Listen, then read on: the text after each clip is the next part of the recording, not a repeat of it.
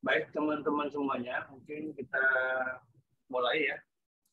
Pengajian kita ini sudah ada 15 orang dan sudah pukul 8 tepat Ustaz sudah datang. Dan saya kira peserta juga sudah lumayan. Baik teman-teman semuanya, bismillah, assalamualaikum warahmatullahi wabarakatuh. Waalaikumsalam warahmatullahi wabarakatuh. ومن سيئات أعمالنا من يهده الله فلا مضل له أشهد أن لا إله إلا الله وحده لا شريك له وأشهد أن محمدا رسول الله. Rekan-rekan semuanya yang insya Allah dikaruniai dan dirahmati Allah Subhanahu Wa Taala, alhamdulillah pada malam hari ini kita berjumpa kembali izin dan hikmat dari Allah Subhanahu Wa Taala untuk kembali mengkaji, kembali berilmu tentang al-Islam dengan Ustaz kita, Ustaz Taufikur Rahman, sudah hadir dan sudah siap. Salawat dan salam kita panjatkan kepada Nabi Muhammad SAW serta para sahabat, keluarga dan para pengikutnya sampai akhir zaman. Baik rekan-rekan semuanya yang dimuliakan Allah Subhanahu Wa Taala, malam hari ini kita akan membahas tentang sholat khusyuk ya. Saya kira ini lanjutan dari materi yang sudah disampaikan oleh Ustaz Taufikur Rahman sebelumnya, dan saya kira sholat ini menjadi satu hal yang krusial, yang penting dalam agama Islam, dan kita sudah memahaminya, dan sholat juga menjadi penolong kita. Allah berfirman, "Ista'inu bis-sabri was-shalah." Kita diminta untuk mohon pertolongan melalui sabar dan sholat. Itu dengan firman Allah tadi sudah sangat jelas, dan mudah-mudahan dengan materi yang disampaikan oleh Ustaz Taufik pada malam hari ini akan menambah pemahaman kita, pendalaman tentang sholat, ya, menjadi bekal kita dalam mengabdi ya, beribadah kepada Allah Subhanahu Wa Taala. Baik, untuk mempersingkat waktu, saya persilakan Ustaz Taufik untuk memulai kajian, dan seperti biasanya kita akan kita punya waktu sampai jam 9.30 Ustaz. Jadi sekarang sudah jam 8, mungkin sekitar 45 menit atau 1 jam menyampaikan materi, kemudian kita lanjut dengan diskusi dan tanya jawab seperti biasa. Ustaz Taufik, silakan. Terima kasih. Nanti dibantu share screen-nya ya, Mas Bambang ya. PPT ya, Ustaz ya? Ya, PPT dulu. Oh, nanti baik. pas terakhir bab prakteknya yang Word ya.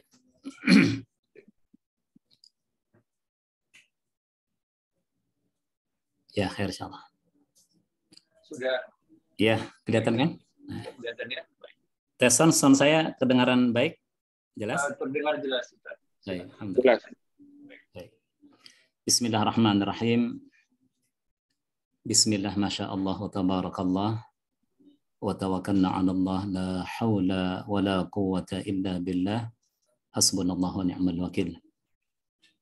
Bismillahilladzi la yadurru ma'asmihi syai'un fil ardi wa la fis sama wa huwa sami'un alim. Uhayyikum bi tahiyyatil Islam, tahiyatan min indillahi mubarakatan tayyibah. Assalamualaikum warahmatullahi wabarakatuh.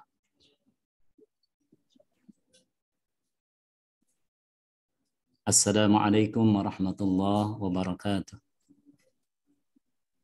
Waalaikumsalam warahmatullahi wabarakatuh.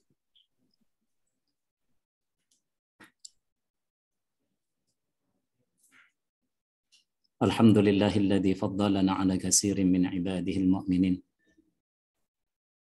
Alhamdulillah wassalamun ala ibadihi alladhina istafa wassalamu ala man ittaba'al huda wassalamun ala al-mursalin salamun qawlan min rabbir rahim salamun alaikum bima sabartum fa ni'ma uqbad dar salamun alaikum tibtum fadkhuluha khalidin assalamu alayka أيها النبي ورحمة الله وبركاته السلام علينا وعلى عباد الله الصالحين أشهد أن لا إله إلا الله وحده لا شريك له وأشهد أن محمدا عبده ورسوله صلى الله على صلوات الله الأحد وملائكته وأنبيائه وجنوده وأنصاره على أحمد نور الله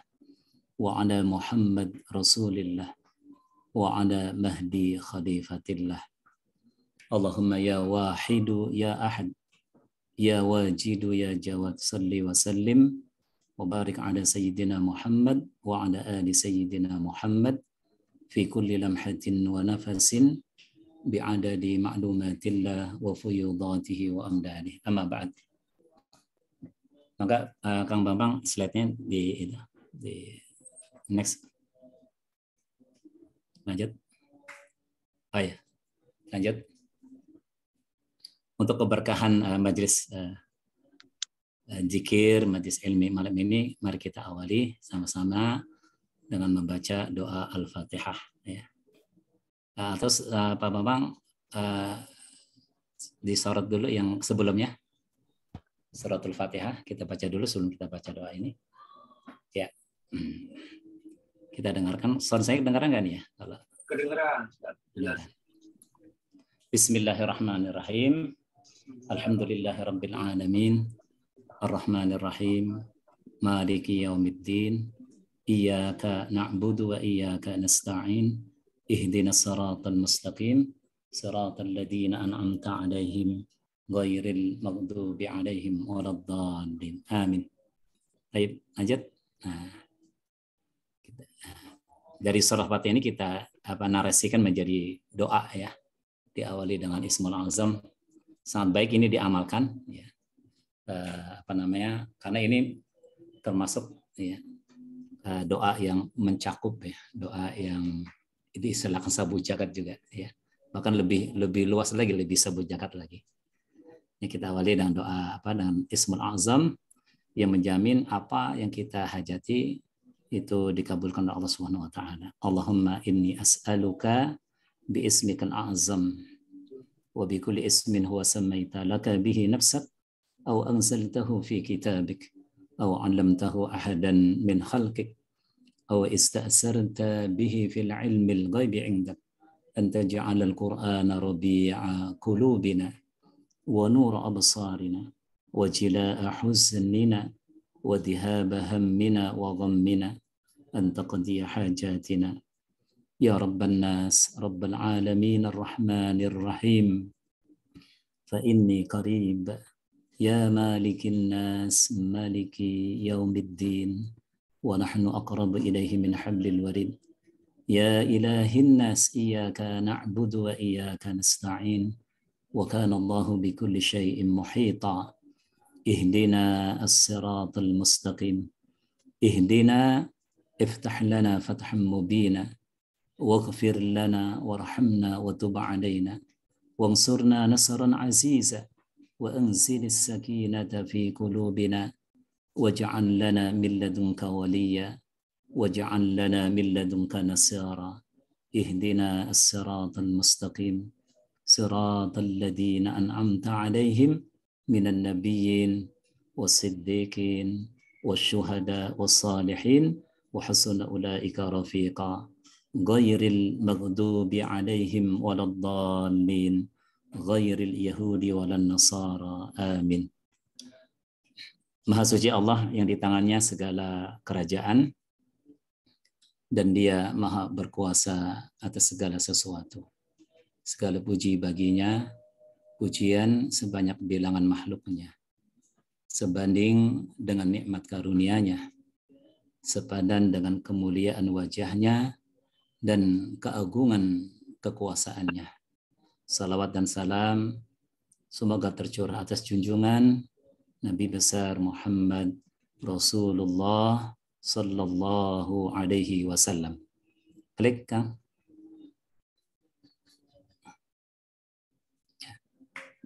Nah, ini kita baca sama-sama ya. Sekali-sekali aja. Tapi nanti setelah doa Al-Fatihah tadi ada zikir salawat ya, yang saya ijazahkan kepada rekan-rekan semuanya untuk bisa diamalkan. Apalagi sekarang kita memasuki hari-hari di bulan Rabiul Awal ya, bagaimana kita mengokohkan rindu cinta ya kita kepada Nabi Muhammad SAW. Ini saya sebut dengan zikir. Jadi ada zikir, ada doa. Kalau zikir itu bacanya tidak sekadar baca ya, tapi dengan apa istilahnya? Dengan pengertian, dengan pemahaman, dan dengan penghayatan. Itu zikir. Maka cara pengamalannya itu nggak cukup sekali. Minimal 3 kali, 11 kali, 3 kali gitu ya, atau 100 kali. Hal yang istimewa dalam salawat ini itu menjadi apa istilahnya ya, hidangan istimewa buat umat Nabi Muhammad SAW. Yang dengan salawat itu kita mendapatkan banyak kebaikan, keberkahan, keutamaan, keistimewaan ya sebagai umat Nabi Muhammad SAW. Yang pertama adalah redaksi seperti ini: Allahumma salli wa sallim wa barik ala sayyidina Muhammadin abdika wa rasulika nabiyil ummi wa ala alihi wa ashabihi wa ihwanihi wa ummatihi. Ya, jadi apa namanya, dengan pengertian bahwa kita bersalawat ya, memohon kepada Allah apa namanya, bersalawat, bertaslim dan apa Allahumma shalli wa sallim wa barik, ya Allah sampaikanlah salawat, salam dan keberkahan gitu ya, ala sayyidina. Jadi ketika kita memanggil, menyebut, mengenal Nabi dengan sayyidina, itu ada apa namanya ya, ada rasa penghormatan, pemuliaan ya kepada baginda Nabi Muhammad SAW. Ya, seperti itu, sayyidina. Dia adalah pemimpin, pelindung, penjaga, pemberi syafaat ya, sayyidina Muhammad. Dan di sini dijelaskan dengan keterangan abdika wa rasulika. Jadi Nabi Muhammad yang jadi prototipe ya, yang jadi contoh teladan itu adalah abdika, hamba Allah dan Rasul Allah. Artinya apa namanya, puncak ittiba atau iktida ya, puncak kita, sempurna kita di dalam mengambil contoh dan teladan dari Muhammad SAW adalah ketika kita sukses menjadi hamba Allah dan mewarisi ya risalahnya, itu dia. Ya, jadi puncak sukses kita meneladani Nabi SAW ketika kita bisa menjadi hamba Allah, dan konteks Rasulullah itu adalah pewaris ya, pewaris risalahnya ya. Gitu ya. Karena Nabi Muhammad itu adalah khatamun nabiyyin. Dan yang menjadi keistimewaan umat Nabi Muhammad adalah dia mendapatkan warisan ya, risalah ini. Nah itu ya, istilah pengertiannya. Jadi kita bersalawat juga ada niat, ada motif, ada harapan kita bisa mencontoh, mengikuti, meneladani Nabi Muhammad SAW. An-Nabiul Ummi, Nabi yang ummi. Ummi itu tidak bisa baca tulis, bukan bermakna bodoh, bukan. Karena Nabi itu adalah sidik tabligh amanah fatonah ya. Artinya An-Nabi Al-Ummi itu adalah Nabi memberikan kepada kita keteladanan apa namanya, dalam tauhid ya, dalam keimanan, dalam apa Islam dan iman ya, dalam membangun wa husni ibadatik, sebaik-baiknya apa namanya tingkat tertinggi sempurnanya ibadah kita kepada Allah Subhanahu wa taala ketika kita bisa memiliki kepasrahan dan keyakinan yang totalitas kepada Allah Subhanahu wa taala. Di landasan amalan ibadah kita itu adalah ya apa namanya kepasrahan dan keyakinan. Kepasrahan itu merupakan aktualisasi dari Islam, keyakinan aktualisasi dari iman. Yang diungkap pada ayat wa ana awwalul muslimin wa ana awwalul mu'minin. atau kalimat zikir la haula wala quwata illa billah dengan pasangannya hasbunallahu wa ni'mal wakil, atau inna lillahi wa inna ilaihi raji'un dengan inni tawakkaltu 'ala Allah rabbi wa rabbikum. Ini yang diungkap oleh Nabi sallallahu alaihi wasallam dengan apa sumpahnya, walladzi nafsi biyadi, demi zat, demi Allah yang menggenggam sepenuhnya jiwaku. Jadi An-Nabi Al-Ummi itu adalah satu keadaan di mana kita di-drive gitu ya, diaktifasi sepenuhnya oleh Allah Subhanahu wa taala, karena kita tidak punya daya dan upaya kecuali Allah Subhanahu wa taala. Nah gitu ya. Itu luar biasa itu ya. Kemudian yang diungkap juga oleh Allah dengan ayatnya wa innaka la'ala khuluqin 'adzim ya wa ma yantiqu 'anil hawa in hiya illa wahyu yuha, itu ya. Nah itu dalil. Itu makna dari An-Nabi Al-Ummi. Jadi ini pengertian yang harus kita ambil ketika berselawat. Karena dalam berselawat itu ada hajat, ada ekspektasi kita mendapatkan apa yang kita ungkapkan dalam narasi selawat ini. Wa ala alihi wa ashabihi. Ya maka tentunya ya salawat salam dan keberkahan ini ya disampaikan kepada Nabi, tentunya orang-orang sekitarnya yang dekat bersama Nabi itu akan mendapatkannya. Dan biasa dalam narasi selawat itu kita sebut juga wa ala alihi. Semoga salawat salam dan keberkahan curahkan ya kepada keluarganya, sahabatnya. Nah gitu. Biasanya kan sampai sini ya. Nah, padahal setiap salawat yang kita sampaikan itu dijamin, digaransi kembali kepada kita. Siapa yang bersalawat kepada Nabi Muhammad sekali, maka salat itu akan kembali kepadanya ya 10 kali. Yang 10 kali bersalawat kembali kepada 100 kali. Ya kan? Nah, ketika kita menyampaikan gitu wa ala alihi, kita masuk di sana enggak? Ya, enggak kali ya. Wa ashabihi, masuk enggak kita di sana? Enggak. Nah, aksesnya, positioningnya yang bisa kita ambil untuk dekat bersama Nabi sallallahu alaihi wasallam itu di dua ini, wa ikhwanihi dan wa ummatihi. Jadi Rasulullah SAW pernah ya menghabarkan kepada sahabat ya tentang satu kaum ya, yang mendapatkan kedudukan, kehormatan ya, keistimewaan ya di sisi Allah Subhanahu wa taala di yaumil akhir nanti di dekat Nabi sallallahu alaihi wasallam. Sampai-sampai para sahabat itu iri dan mengkonfirmasi, halhum nahnu ya Rasulullah, apakah mereka yang kau maksud adalah kami ya Rasulullah? Rasulullah mengatakan bukan, antum ashabi, kamu adalah sahabat-sahabatku, sedangkan mereka walakinnahum ikhwani, mereka adalah ikhwanku, katanya saudara-saudaraku. Mereka mencintaiku sebagaimana kalian mencintaiku. Mereka tidak hidup bersama denganku di zamanku ya. Sedangkan kalian hidup ya, melihat langsung ya, hidup bersamaku di zamanku. Nah itu deh. Jadi dalam ekspektasi, dalam harapan kita berselawat, ya, kita berharap semoga termasuk ya, ada di dalam golongan majelis ikhwannya Nabi Muhammad SAW. Kalaupun enggak gitu kan, karena mungkin kurang syarat, kurang kriteria, paling tidak tuh ya kita berharap ya diakui menjadi umatnya, ya tidak ditolak ya. Tidak asing, tidak mencari-cari pemimpin nanti di yaumil mahsyar. Ya, berkeliling bertemu dengan para nabi, semuanya nggak sanggup memberi syafaat. Ya, semuanya menunjuk kepada Nabi Muhammad SAW, semoga kita diakui, dikenal gitu kan sebagai umat Nabi Muhammad SAW. Dan ciri-cirinya umat Nabi Muhammad itu adalah dia ada cahaya. Simahum fi wujuhim min asari sujud. Cahaya bekas dari salat ya, seperti itu. Nah, ini dia. Jadi pengertian begitu. Jadi kalau bersalat itu bukan kita mata mendoakan Nabi gitu kan. Justru itu jalan ya bagaimana kita dengan bersalawat ya kita mendapatkan akses ya yang kuat ya dan penjaminan ya garansi ya dikabulkannya doa kita. Yang kedua di level yang lebih lanjut ya di pemahaman buat salawat ini Allahumma shalli wa sallim wa barik ala sayyidina Muhammad as-sadiqil wa'dil amin. Jadi kita bersalawat itu mengenal Nabi gitu lah. Ya. Ada keyakinan, ada pengharapan. Ya. Nabi Nabi Muhammad as-sadiqil wa'dil amin, as-sayyidil kamil al-fatil khatim. Ini adalah keyakinan gitu bahwa Nabi Muhammad itu adalah as-sadiq, orang yang benar, yang jujur, ya kan?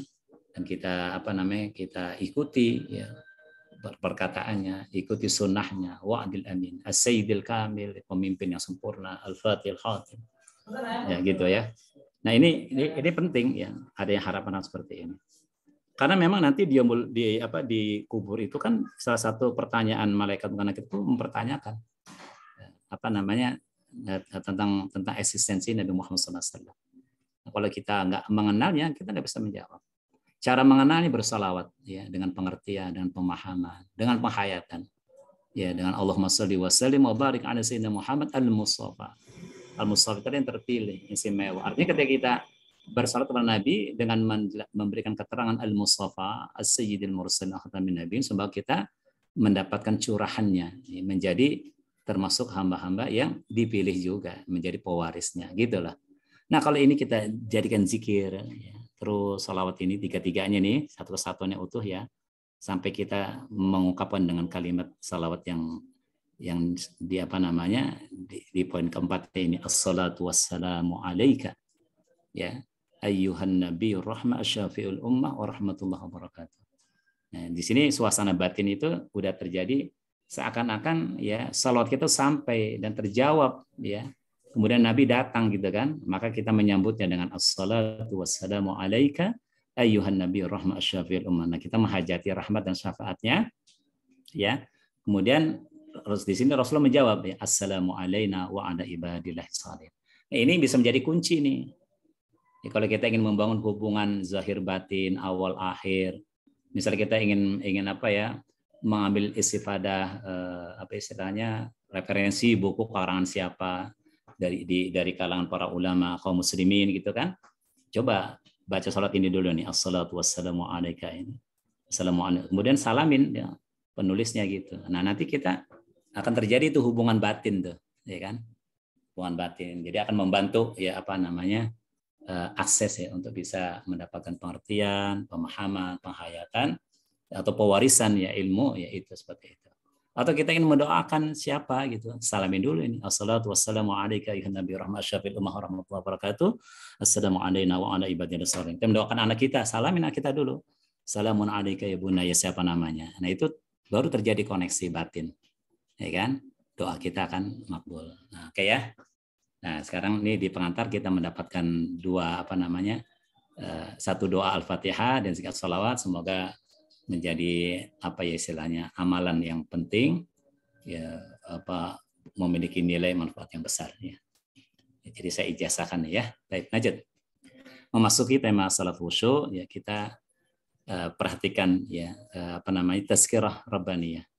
Bagaimana Allah Subhanahu wa taala mengingatkan kita ya melalui ayat-ayatnya. Di antaranya misalnya dalam surat Al-Hadid 16, Allah mempertanyakan nih keimanan kita. Allah mempertanyakan kekhusyuan kita. Allah mempertanyakan pengenalan kita kepadanya ya. Alam ya'ni lil ladzina amanu an takhsha'a qulubuhum ya li dzikrillah wa ma nazzala minal haqq. Belumkah datang waktunya bagi orang-orang yang beriman? Ya, ini berarti kan Allah berbicara pada kita ya. Karena kita minal mu'minin, orang beriman. An takhsha'a qulubuhum wa khusyuk. Tunduk hati mereka mengingat Allah. Ya, dan kepada kebenaran telah turun kepada mereka. Wa ma nazzala minal haqq. Ini pertanyaan ini penting nih. Seharusnya menggugah ya jiwa kita. Sudahkah kita mentafakuri, mentadaburi ya ayat-ayatnya saat kita berzikir, saat kita sholat, saat kita berdoa gitu kan. Karena ibadah ya sholat, zikir, doa kalau nggak khusyuk nggak sampai gitu kan. Ya, nah ini kata kuncinya.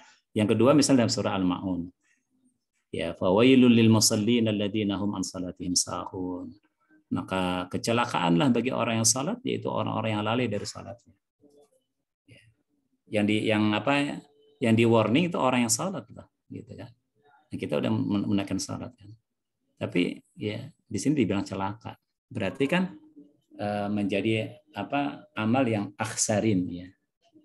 Qul hal nunabbi'ukum bil akhsarin a'mala. Katakanlah qul hal nunabbi'ukum bil akhsarin a'mala. Ya, apa maukah aku beritahukan orang-orang yang rugi ahsarin amal-amalnya. Padahal mereka menyangka telah melakukan amal yang baik, amal yang soleh gitu. Tapi ternyata tidak memberi kemanfaatan kepadanya. Ya ini nih yang dimaksud fawailul lil musallin alladzina hum an salatihim sahun, karena tidak khusyuk, ya, karena lalai gitu kan. Hanya gerak fisik aja, nggak ada gerak metafisiknya, ya. Hanya gerak lisan badan saja, tidak ada gerak akal, pikiran, hati, perasaan, jiwa, kesadarannya. Nah itu sehingga lalai, ya gitu. Kemudian di surah Al-Mu'minun ayat 1-2, qad aflahal mu'minun alladzina hum an salatihim sahun. Syarat untuk apa? Menang, untuk mendapatkan kemanfaatan, untuk sukses itu dengan khusyuk, gitu kan.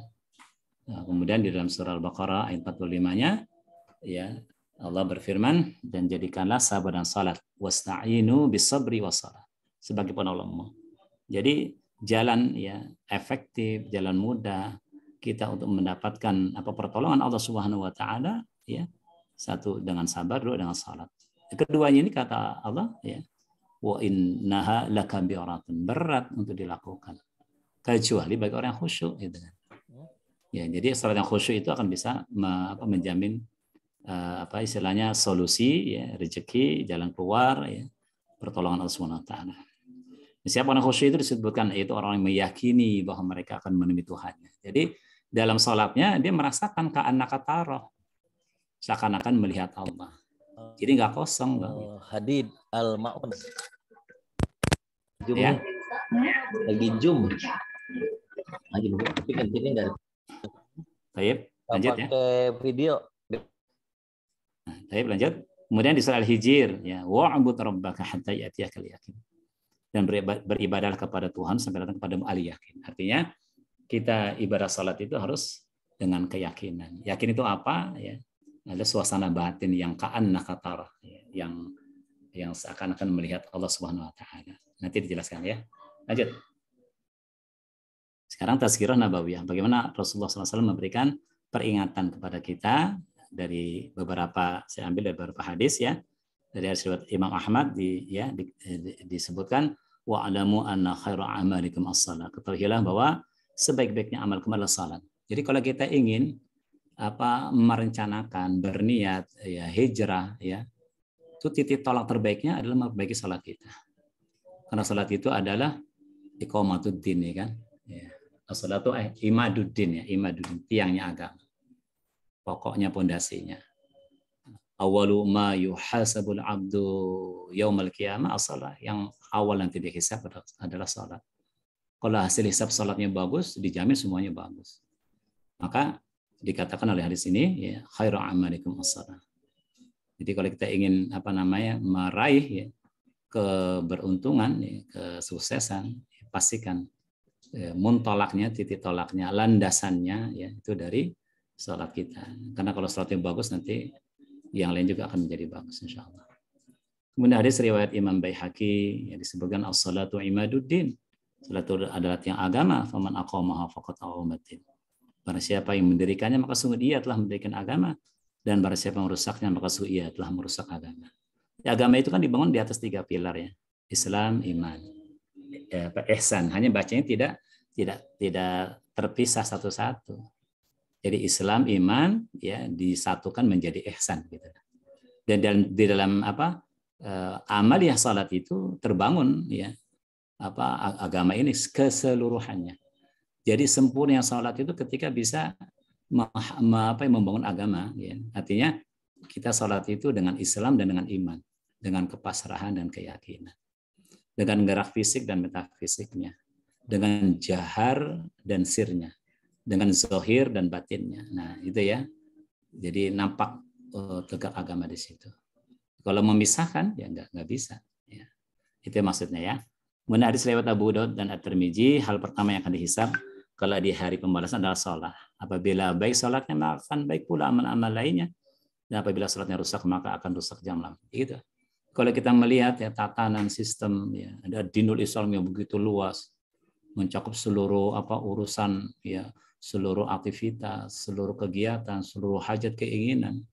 seluruh apa namanya fenomena hidup dan kehidupan, dunia akhirat, bumi langit begitu luas, begitu banyak gitu kan. Wah, dan perintahnya juga udkhulu fis silmi kama, laksanakan seluruhnya ya secara syamilah, kamilah, mutakamilah, secara apa sempurna ya, secara kamilah itu secara sumulia, universal, secara kamilah, sempurna dan mutakamilah, terintegrasi begitu besarnya gitu. Nah, maka kita ambil titik tolaknya dari sholat dulu. Ya, insya Allah dengan sholat ya kita akan bisa ya menegakkan agama seutuhnya. Ya, gitu maksudnya ya. Kemudian hadis riwayat Muslim, keadaan paling dekatnya seorang hamba dari Rabb-nya adalah ketika dia dalam keadaan sujud, maka berbanyaklah doa di dalamnya. Ya. Dalam kitab Tafsir Ruhul Ma'ani dan Ruhul Bayan ada disebutkan sholat itu adalah mi'rajnya orang beriman. Baik ya, lanjut. Jadi sholat itu mi'raj orang beriman, itu adalah jadi wasilah sarana bagaimana kita merasakan diangkat gitu kan, mi'rajnya. Maka itu sebelum ketika kita takbir, suasana batinnya gimana bisa merasakan seakan-akan sudah di Sidratul Muntaha. Allahu Akbar. Nah, gitu ya. Nanti ada di prakteknya ya. Kemudian cukup waktunya nih. Kemudian lanjutnya Tazkirah Nabawiyah ya. Ini juga jadi apa kekhawatiran kita nih. Ada hadis mengatakan innar rajula la yusalli sittina sana ma tuqbalu lahu shalah. Ini ngeri nih. Harusnya jadi benar-benar apa istilahnya kekhawatiran, ketakutan kita. Jangan sampai ya termasuk orang yang dikhabarkan dalam hadis ini. Sesungguhnya ada seseorang yang sholat selama 60 tahun. Jadi penyebutan siti nasana itu juga sholat seumur hidup ya, gitu kan. Ya, kalau rata-rata umur kita 63 tahun misalnya, umur Nabi sallallahu alaihi wasallam ya, atau 70 tahun, 60-70 tahun. Ya, berarti kan sejak awal kita mengenal atau melaksanakan amal sholat sampai akhir kehidupan kita ini dikhawatirkan ya. Namun la tuqbalu lahu shalah. Namun tidak diterima oleh Allah amal salatnya. Selama itu walau satu salat pun. Nah ini kan berarti kan amal yang disebut ahsarnya amal itu amal yang merugi. Wa hum yahsabuna annahu yuhsinuna sunnah. Padahal mereka menyangka dia telah beramal baik, beramal benar gitu kan. Sudah menunaikan gitu kan. Tapi ternyata ya tidak diterima oleh Allah Subhanahu wa taala. Ya. Kata Rasulullah, la'allahu yutimur ruku'a wa la yutimus sujud wa yutimus sujuda wa la yutimur ruku'. Boleh jadi sebabnya dia sempurnakan rukunya tetapi sujudnya kurang sempurna, demikian pula sebaliknya. Nah ini orang yang sudah melaksanakan salat aja di warning. Gimana yang tidak salat ya? Yang cuman dia nggak khusyuk di rukunya, khusyuk di sujudnya. Berarti intinya tuntutan ahsanu amalannya dalam salat yang kita tunaikan itu bagaimana kita mencapai ya kan kesempurnaan itu, khusyuk sempurna. Ya. Walaupun ini wa innaha lakabirah, benar-benar berat, tapi kita harus tahu. Ya minimal ya kalau dikatakan walaupun satu sholat pun nggak diterima, mudah-mudahan ada sekali sholat kita itu diterima menutup semuanya kan gitu kira-kira ya. Mafhum mukhalafahnya. Makanya perlu dicari metodologinya ya. Nanti di praktek bab terakhir ada praktek sholat ya. Mudah-mudahan bisa menjadi kebaikan keberkahan ya. Kemudian di hadis yang lain dikatakan aswa'un nas sariqah ya alladhi yasriqu min salatihi. Qalu ya Rasulullah kaifa yasriku min salati? Qala la yutimmu ruku'aha wa la sujudaha atau qala la yuqimu sulbahu fi ruku'i was sujud. Manusia paling buruk pencuriannya adalah seseorang yang mencuri dari salat. Para sahabat berkata, bagaimana ia mencuri salatnya ya Rasulullah? Beliau bersabda, dia tidak menyempurnakan ruku' dan sujudnya, atau beliau bersabda dia tidak meluruskan punggungnya ketika ruku' dan sujud. Kira-kira mencuri atau salat itu bisa kita rasakan nggak? Itu termasuk pencuri kan di dalam salat kita. Ya, itu ketika jadi sering mungkin kita lakukan ya, cuman nggak disadari bahwa itulah perilaku pencuri yang disebut dalam hadis ini. Jadi kita lagi lagi sujud ya, belum selesai bacaan sujud udah bangun gitu kan, sehingga nggak sempurna dibaca ya. Itu kan, jadi hak bacaan di dalam sujud nggak sepenuhnya tunaikan. Nah itu mencuri namanya. ya. Maka itu kan salat harus tumakninah. Tumakninah itu ya artinya diem, khusyuk, ya, mengaktifasi batin ya, dengan tafakur, tadabbur, tazkiyah, ya, mencari pengertian, pemahaman, penghayatan dari setiap apa yang dibaca itu. Nah gitu ya. Kemudian ada juga hadis ya law mata hada ala halihi hadhihi mata ala ghairi millati Muhammad Rasulullah. Ini ancaman juga nih. Ya, pada suatu hari Rasulullah SAW melihat seseorang sedang sholat dengan gerakan yang cepat, ya tanpa menyempurnakan posisi sujud dan rukunya, artinya sama aja tidak menyempurnakan bacaannya. Maka Rasulullah bersabda, kalau dia mati dalam kondisi salat model begini, ya law mata hada ala halih hadhihi mata ala ghairi millati Muhammadin Rasulullah, maka dia mati bukan di atas petunjuk agama Muhammad, ya. Jadi khawatir nanti ya nggak memiliki tanda ya sebagai umatnya, karena tanda umat Nabi Muhammad itu diambil mahsyar nanti itu adalah dari sholatnya, ya, dari sujudnya, ya, gitu ya. Lanjut. Nah, sekarang apa sih pengertian khusyuk, gitu kan? Nah, kita coba ya berikan apa namanya beberapa pendekatan ya, supaya apa namanya kita bisa ya mengaktualisasikannya, sekalipun berat gitu ya. Pertama, khusyuk itu adalah amal terbaik, amal ihsan. Mahwal ihsan an ta'budallaha ka'annaka tarah. Ya, engkau beribadah, engkau sholat, engkau berzikir, engkau berdoa seakan-akan engkau melihat Allah, ka'annaka tarahu. Fa illam takun tara fa innahu yaraka, kan gitu ya. Nah, itu. Jadi apa amal terbaik itu? Ihsan itu adalah, dari ihsan itu bagian dari pilar dari rukun agama, ya, ihsan. Ya, Islam, iman, ya, ihsan. Jadi mencapai ihsan itu adalah beramal dengan Islam, ya, dan beramal dengan iman. Ya. Jadi apa? Zahirnya beramal, batinnya beramal, gitulah. Ya.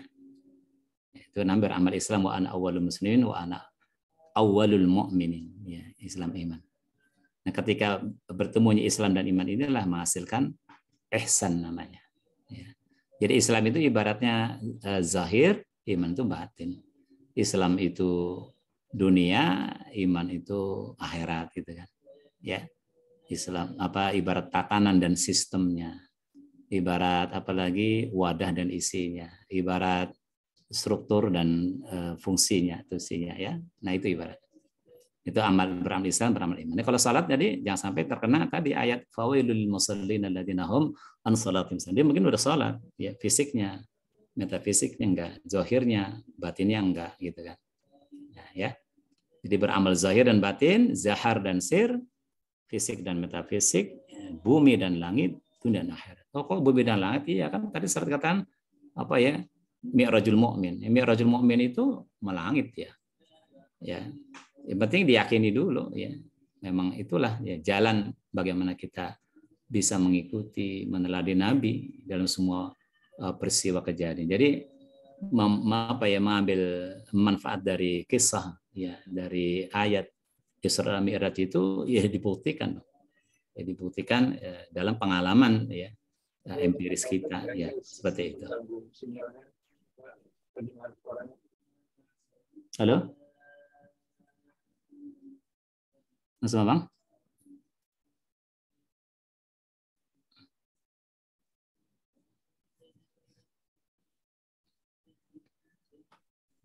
Ada trouble nih Mas Bang? Mana itunya? Screen. Baik, lanjut ya. Jadi pernasuh itu amal terbaik. Itu ka'annaka tarah, antak budallah ka'annaka tarah, seakan-akan melihatnya. Jadi bahasa seakan-akan itu bukan peristiwa apa istilahnya bertemunya ya, makhluk dengan makhluk, karena bukan makhluk ya. Bukan makhluk, laisa kamitslihi syai'un, enggak sama sedikit pun dengan makhluk. Jadi enggak ada penggambaran, pendefinisian tentang zat Allah, enggak ada. Kemudian la tudrikul absar, tidak bisa dilihat dengan semua pandangan makhluk itu kan. Terus maksudnya ka'annaka tara apa? Ini suasana batin. Ya ka'annaka tara yang disebut oleh ayat fa inni qarib, sesungguhnya aku ini dekat kata Allah. Nah, itu represi di batin kita merasa terkoneksi, tersambung. Ibarat kita ada di ruangan atau di wilayah teritorial yang ada di ruangan yang ada CCTV-nya ya. Di apa namanya di outdoor ya, di wilayah yang ada satelitnya, itu termonitor kita, terekam kita. Nah itulah, itu suasana batin yang pertama, fa inni qarib, merasa terkoneksi. Kemudian yang kedua ayat, wa nahnu aqrabu ilaihi min hablil warid. Aku bukan sekedar dekat, tapi aku ini lebih dekat ya dari urat lahirmu. Nah, ini refleksi batinnya itu adalah kita bukan sekedar bisa atau merasa terkoneksi, tapi bisa interaksi, nah, gitu ya.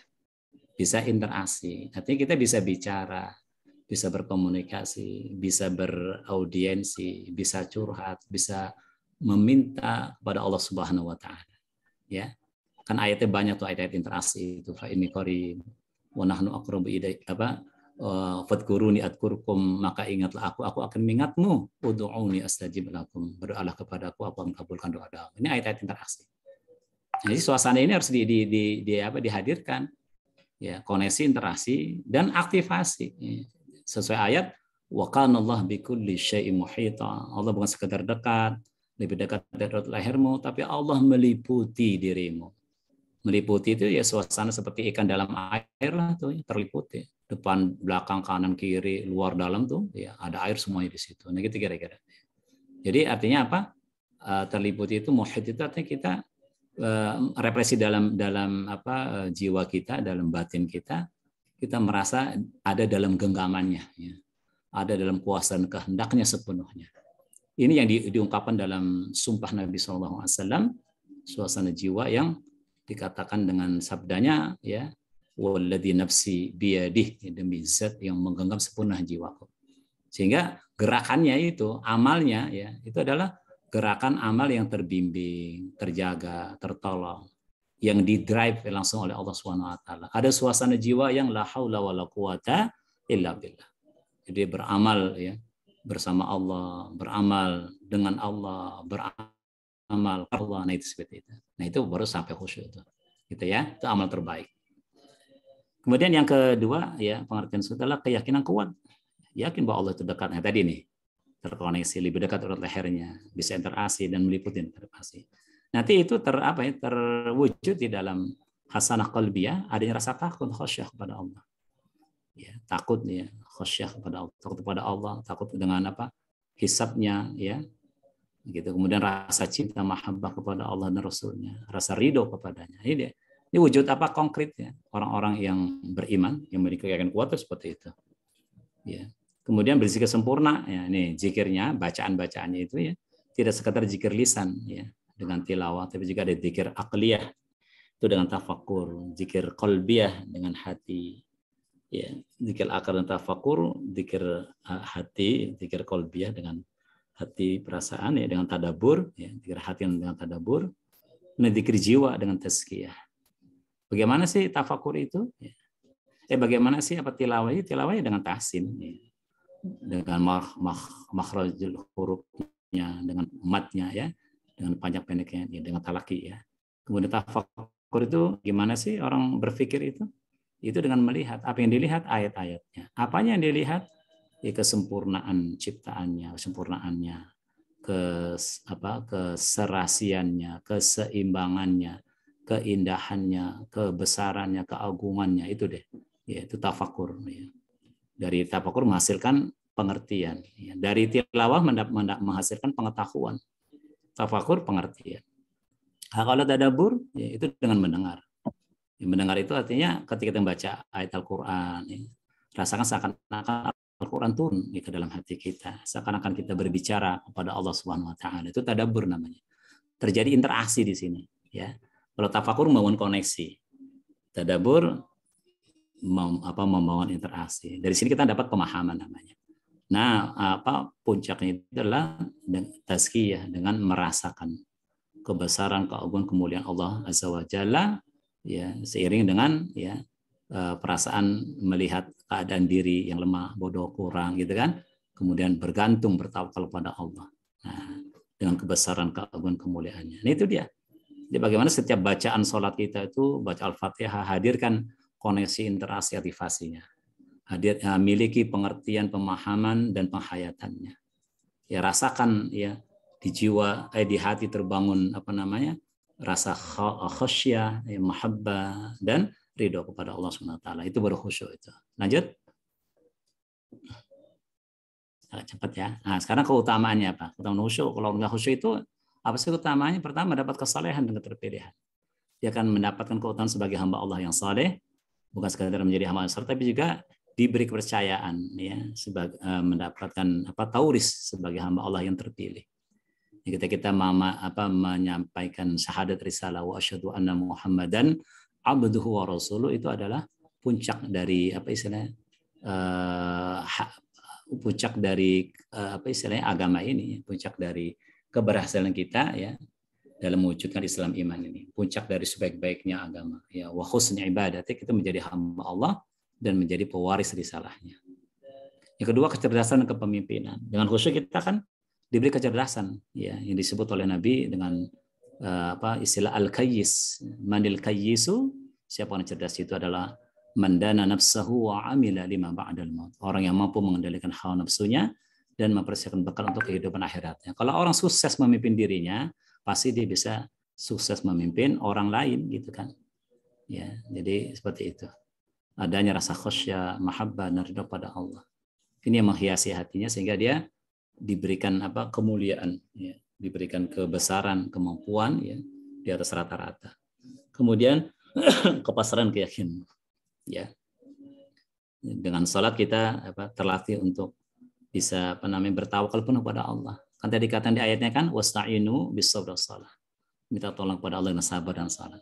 Ketika kita merasakan ketiadaan kemampuan, ketika kita merasakan beban yang berat ya, ancaman yang luar biasa ya, ketika dikatakan kepada mereka innan nasa qad jama'u lakum fakhshawhum, sesungguhnya semua orang telah berkumpul mengkonsolidasi seluruh kekuatannya ya untuk menyerang kamu ya, maka takutlah kepada mereka. Faqalu ya, maka dengan kepastian keyakinan orang beriman itu mengatakan hasbunallah wa ni'mal wakil, cukup Allah sebagai penolongnya. Nah, suasana ini didapat nih, dilatih dengan takarrub ya, pendekatan diri pada Allah, mengokohkan koneksi, membiasakan interaksi dan merasakan adanya aktivasi yang terbimbing, terjaga dan tertolong. Next. Lanjut, Mas Bambang. Lanjut. Nah, kemudian dengan khusyuk kita akan mendapatkan tapi keamanan, kenyamanan. Yang dikatakan dalam ayat itu inna auliya Allah la khaufun alaihim wa lahum yahzanun. Ya, selalu berani dan optimis ya. Berani, ini sifat berani penting ini. Berani dalam mengambil keputusan, berani dalam mendesain masa depan ya kan, membuat perencanaan, mendesain, optimis ya. Ya, apa aja masalah, keterbatasan, kekurangan ya. Selalu ada solusinya. Ya, dia tersupport dengan ayat fa inna ma'al usri yusra. Ya, berani, optimis dan tidak takut, tidak sedih. La khaufun 'alaihim wa lahum yahzanun. Kata ketika dia sampai kepada ajalnya pun nggak takut menghadapi yaumul akhir, menghadapi ancaman kubur, ya, beratnya situasi di mahsyar, dahsyatnya azab neraka, dia nggak takut dan tidak sedih meninggalkan dunia dengan segala pencapaian keberhasilannya. Semuanya telah ditunaikan amanahnya. Ilmu yang Allah berikan sudah disampaikan, harta yang diberikan sudah ditunaikan, ya kan? Apa aja kesehatan yang dikaruniakan juga sudah ditunaikan amanah-amanah semuanya. Jadi memiliki harapan yang besar pada Allah Subhanahu wa taala. Jadi hidup ini selalu ada dinamikanya ya. Kadang sakit, kadang sehat, kadang berhasil, kadang gagal, kadang taat, semangat, kadang maksiat gitu kan. Ya, jadi ketika dia ada di dalam kegagalan, kelemahan, ya, kekurangan, tidak membuat dia pesimis ya.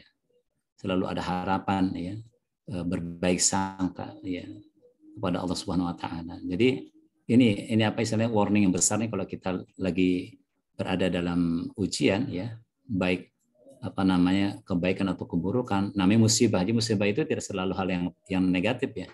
Musibah itu asoba itu yang ditimpakan Allah, yang diberikan Allah, ujian dari Allah SWT. Bisa baik, bisa buruk ya. Bisa sehat, bisa sakit, bisa lapang, bisa sempit, itu musibah namanya.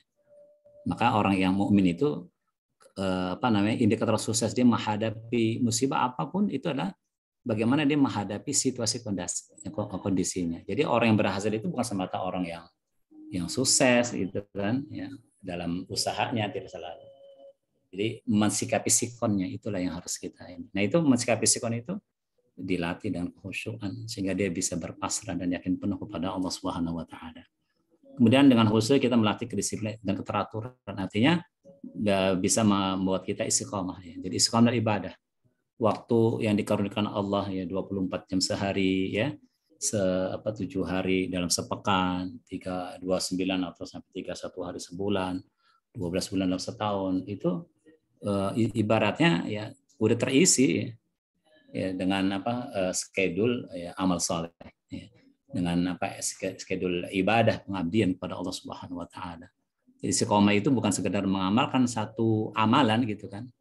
Bukan sekedar soleh secara pribadi ya, kesalehan pribadi, membangun kesalehan pribadi. Tapi juga istiqomah dalam ya seluruh amal kesalehan, baik kesalehan pribadi, ya sosial, lingkungan, ya. Karena di sana ada makom-makom, ada kedudukan yang memang harus kita ambil sebagai anugerah dari Allah Subhanahu wa taala. Kemudian semangat dalam beramal ya. Jadi salat itu menghadir semangat dalam beramal. Jadi, kalau kita sudah benar mengisi waktu itu ya. Coba kalau kita itu waktu salat aja itu, yang wajib kan 5 waktu ya. Padahal awal mula ditetapkannya kan 50 rakaat ya. 50 rakaat. Nah, yang 5 waktu itu yang fardu 17 rakaat. Itu masih ada tuh. Ya, 50 kurang 17 berapa? Nah, itu kan kalau kita merujuk kepada amal salat Rasulullah SAW, di salat nawafilnya itu memenuhi semua itu. Ya, dari salat fardu ada rawatibnya, ada salat sunnah, misalnya tahajudnya, syuruknya, fajarnya, syuruknya ya. Kemudian ada sholat hajat, taubat, sholat apalagi tahajud, hajat, taubat, ya, sholat duha, ya, dan rawatib. Itu kalau dikumpulkan dapat 50. Makanya ada sholat witir tuh yang ganjil. Kenapa? Supaya bisa menggenapkan. Karena di dalam sholat fardu itu ada yang ganjil ya, sholat maghrib gitu ya. Jadi kalau kita ingin mengambil itu aja, ya 50 rakaat itu subhanallah. Ya. Tapi kalau kulihal nanti tidak sekedar semangat beramal, tapi juga munazzaman teratur, munazzaman fi syu'uni. Ya, karena kita memandang ibadah, pengabdian itu adalah seluruh aspek hidup dan kehidupan, seluruh aktivitas dan kegiatan. Sepanjang diniatkan ya dan dijalani ya, bersama Allah SWT, ya, bersama Rasulullah SAW, ikuti sunnahnya, ya, itu insya Allah ibadah semuanya.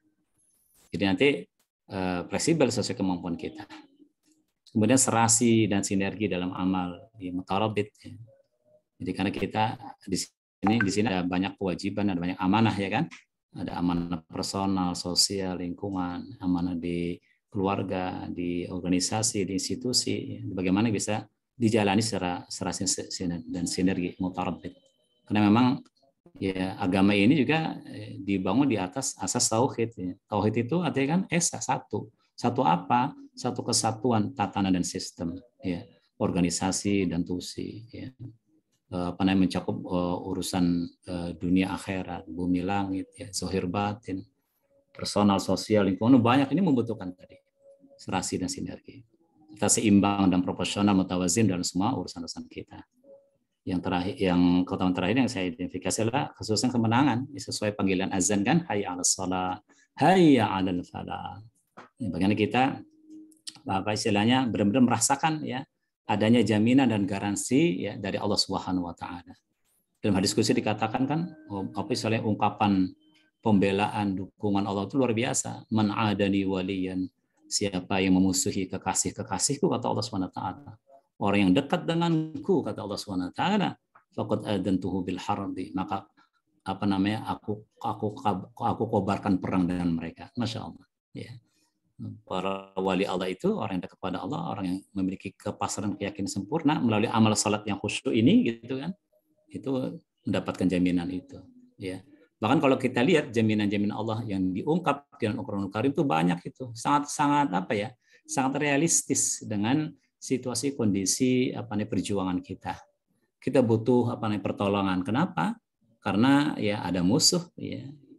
Ada musuh yang apa istilahnya berusaha memikirkan, membuat tipu daya, membuat strategi bagaimana bisa mengalahkan, ya, menggagalkan, ya, membawa kita ke neraka. Siapa musuh kita itu? Yaitu syaitan. Ya, inna syaitana lakum fattakhiduhu aduwa.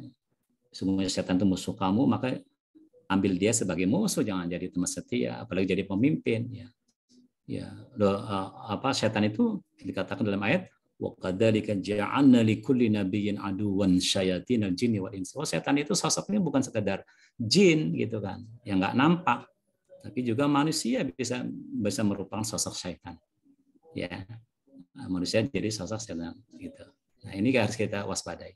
Siapa manusia yang jadi sosok syaitan itu? Ini kalau kita mengambil istilahnya tafakur, tadabbur, ya, dari peristiwa di di Jamarat gitu kan, itu ada peristiwa lempar jumroh kan, yang dilempar siapa itu kan syaitan tuh, simbol ya, syaitan, tubuh syaitan. Itu kenapa dengan tujuh batu ternyata mengidentifikasi sosok-sosok syaitan itu, atau karakter sifat syaitan yang harus kita waspadai, atau sosok-sosok syaitan, ya kan, 7 tuh, ya. Yaitu siapa mereka adalah satu, a'udzubilla an akuna minal jahilin. Karakter sifat orang-orang yang memiliki karakter sifat yang jahilin, ya, jahiliyah, bodoh, itu nggak tahu kebenaran, ya, tidak mendapat cahaya, ya, bimbingan dari Allah Subhanahu Wa Taala. Ini sosok syaitan nih, jahilin, ya. Ini ada ayatnya. Ya. Doa yang Allah ajarkan kepada Nabi Musa ketika dia berlindung pada Allah dari orang-orang yang jahil, itu dari syaitan-syaitan. Yang kedua adalah yang zalim. Nah, ini sosok syaitan dari yang karakter sifat syaitan yang menyosok dalam diri manusia, ya, atau bahasa jin sendiri, itu yang memiliki sifat karakter zalim. Makanya, ya, ketika Allah mengatakan atau memberikan warning, ya, tentang besarnya amanah yang Allah tawarkan kepada bumi langit, ya, tapi mereka nggak sanggup mengikulnya, kemudian dibebankan, jadi tetapkan kepada manusia, ya. Jadi itu dikatakan wa hamalahal insan innahu kana zaluman jahula. Jadi yang membuat manusia itu gagal dalam memimpin ketika dia bodoh, ketika dia zalim, ya kan, pasti nggak akan memiliki leadership, pasti nggak akan bisa menjadi imam, pasti nggak akan bisa menjadi khalifah fil ard. Nah, gitu kira-kira. Nggak bisa menjalin amanah. Nah, karena itu yang diwaspadai ini. Bagaimana solusi kejahilan dengan ilmu? Bagaimana solusi kezaliman? Ya dengan adil, dengan ihsan. Nah, seperti itu kira-kira. Ini kalau diidentifikasi ada 7. Sebanyak 7 pintu neraka juga nih. Sab'atu abwab, ya. Min kulli juz'in maqsum, ya. Di neraka jahanam punya 7 pintu, setiap pintu itu kayak menjadi pintu masuk, ya, golongan-golongan tertentu. Ini dari jahilin, orang yang jahil, orang yang zalim, orang yang ghafilin, yang lalai, ya. Ya, kemudian orang yang apalagi ghafilin, yang lalai, orang-orang yang a'udzubilla an akuna minal jahilin, a'udzubilla an akuna minaz zalimin. Aku berlindung padamu ya Allah dari menjadi orang yang jahil, aku berlindung padamu ya Allah dari menjadi orang yang zalim, aku berlindung padamu ya Allah dari menjadi orang-orang yang lalai, aku berlindung kepadamu ya Allah dari menjadi orang-orang yang fasik, aku berlindung kepadamu ya Allah dari menjadi orang-orang yang munafik, aku berlindung pada Allah dari menjadi orang-orang yang kafir, aku berlindung pada Allah dari menjadi orang-orang yang musyrik. Nah, itu dia. Itu solusi setan itu, ya. Ini harus kita perhatikan. Nah, dengan salat kita dapat pengertian itu, ya. Ya, karena setan itu memang tujuannya mengajak manusia ke jahanam, ya. Di akhiratnya gitu kan. Dan Allah sediakan tuh neraka jahanam 7 pintunya itu. Jadi kita harus ma'rifat nanti itu. Ma'rifat itu mengenal, mengetahui, punya pengertian. Siapa setan itu sih? Oh, musuh yang nyata bagi kita. Maka jadikan dia musuh, artinya jangan jadi teman setia, jangan jadi pemimpin. Kemudian jaminan garansi yang lain itu selain pertolongan, ya, itu apa bentuk jaminan dari Allah? Ayatnya inna